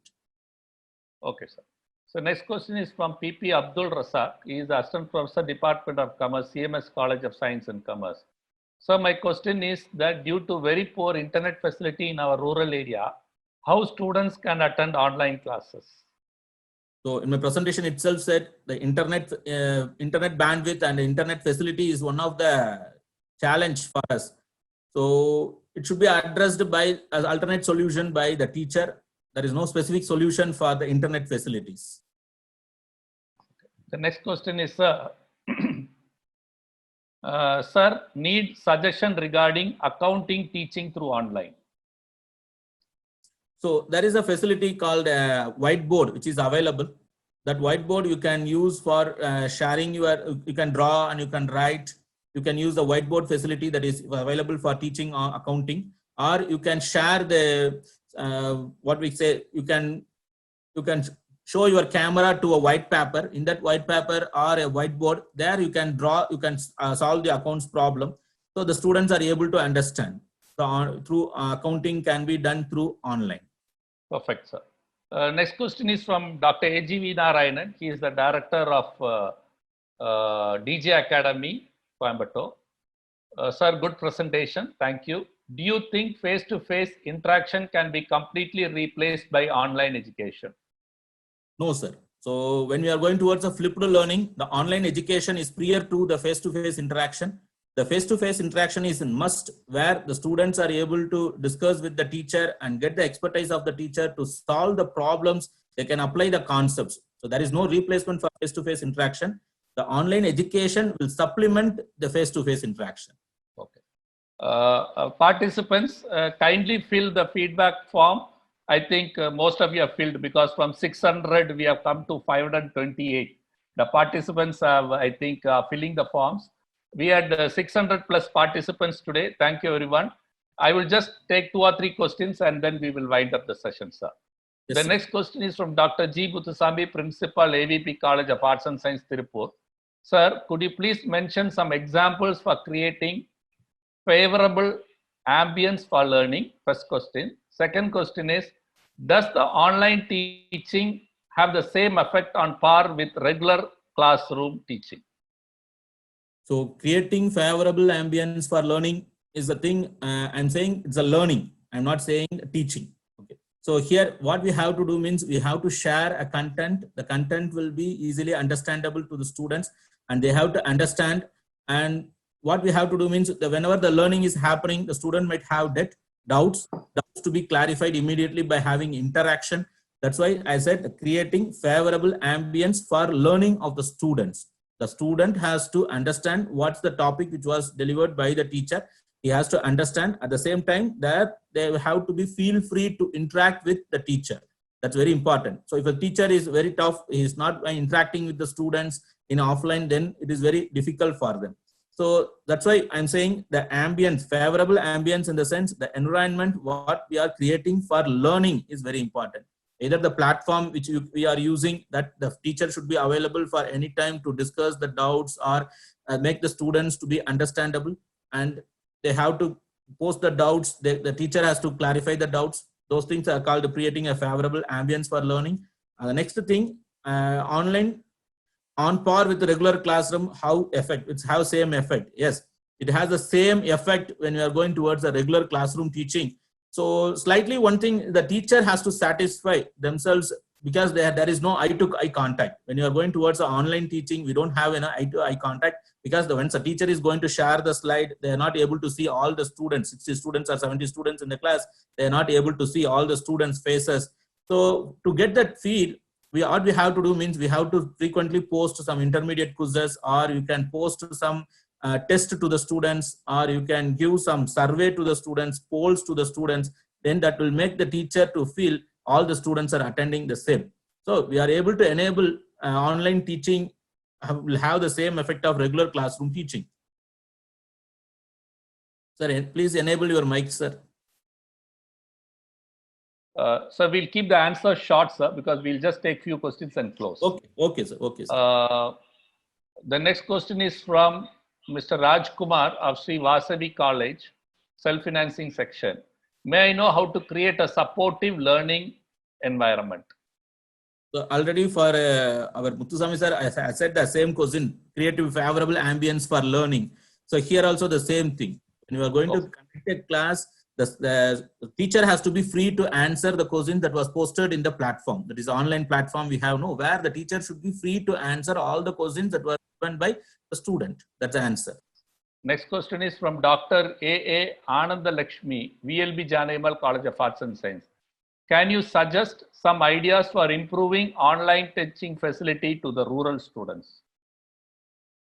So one small suggestion I can give. So they might be able to access SMS. So, or they can use some smaller internet with less speed. They can send some questions to the students. They can share the material to the students. Already in the classes, in the classroom session, we shared the material. In our college, we are following this concept. So we already shared the teaching material to the students. We share the question to the students and ask them to submit answers through mail or WhatsApp. When they have an internet facility, they share the material back to the teacher. Only for the poor internet students or the students from rural students, they can participate in a lesser way of online teaching. So they're not able to fully participate because due to poor internet facility, they are not able to participate. They can submit assessments and assignments. They can participate. Okay. The next question is from S. Priscilla from CMS College, Coimbatore. How long will Moodle be available free so that we can use it for our class? So Moodle is completely free, sir. My knowledge, it is for the past 10 years, it is available as free. Okay. What is the difference? This is from S. Shivasubramaniam, Assistant Professor, Computer Science, Staff College. What are the difference between Zoom app and Google Classroom? So in Zoom app, we can conduct only live sessions. What we are doing today is a live session. We can't have any assignments or tracking of students' record is not possible. But in Google Classroom, we can create a class and we can add students into that. We can post notes, we can give assignments, we can give quizzes, or we can give chat. The communication is happening in Google Classroom. That's the one thing we have. What's the difference between Zoom app and Google Classroom? That's a LM. It is a video call. Next is from Dr. N. Sankita. She is the Vice Principal of Kailas Women's College at Salem. Her question is, after we resume the normal life, will online teaching be necessity? If so, how to inculcate that in our regular stream? So once they follow flipped learning concept, they have to incorporate online education, which is mandatory. Okay. Next is from Manoj, Placement Officer, Kadir College of Arts and Science, whether we can adopt Moodle or Google Classroom, which is having a good feature. Which platform you prefer? Either he's asking whether Moodle or Google Classroom. So Moodle, which is a platform where we have to configure everything. Google Classroom, which is in need of less configuration. My preference will be Moodle. We'll take the last question, sir. Dr. Yes. B. Adalarasu, Dean Research, KG College of Arts and Science, Coimbatore. My question is, how our present education policy suits with online education? So as per our education policy, that a new education policy is going to arrive. So it might give more privileges to the online education, since our Modi, that is our Prime Minister of India, Modi, has given 100 crores and even given permission for 100 universities to go for online education, online courses. So anyway, in future, in coming years, so we are already, the AICT and UGC has given privileges on 40% of a particular total entire degree credit can be obtained from online. So the new education policy will give more privilege to the online education. Thank you very much, Professor, sir, for your time. I thank the principal of Ratnam College of Arts and Science and the professor and head of Community College of Bardiyar University for taking 2 sessions. Tomorrow, there will be again 2 sessions. One will be by Dr. Devi. She is the professor and head of Computer Applications Department of Bardiyar University. She will be speaking on a very important topic, Faculty 5.0. Faculty 5.0. And the second session will be handled by Dr. A. Somu, Principal C. Saraswati Tyagaraja College of Arts and Science, Pollachi. He will be talking on Gen Next teachers, challenges, and opportunities. I once again thank all the participants for coming over to today's session. Have a good day. Thank you, everyone. Thank you.